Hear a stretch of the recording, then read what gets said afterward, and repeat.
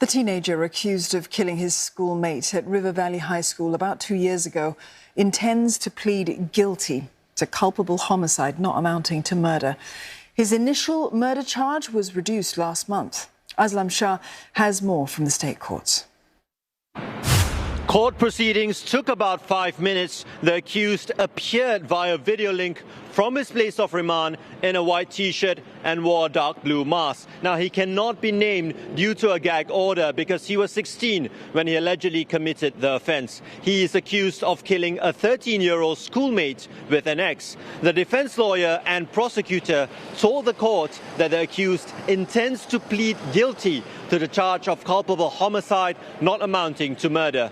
In earlier hearings, the court heard that the accused was found to be clinically depressed at the time of the incident. He had also attempted suicide before.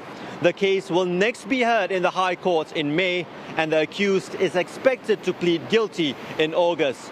If found guilty of culpable homicide, the teen could be given life imprisonment with caning or jail of up to 20 years and a fine or caning. One lawyer says a guilty plea in general means less time spent in subsequent court proceedings.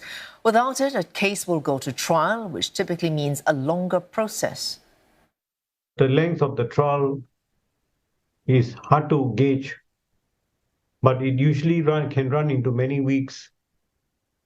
And also, if the accused doesn't plead guilty, and let's say he's convicted after the trial, there is always the avenue for appeal. Whereas if the person pleads guilty, then there is no appeal on the conviction. Mr. Amalat says a guilty plea by an accused shows remorse, and the judge might take that into account during sentencing. He adds that the High Court can mete out heavier punishments.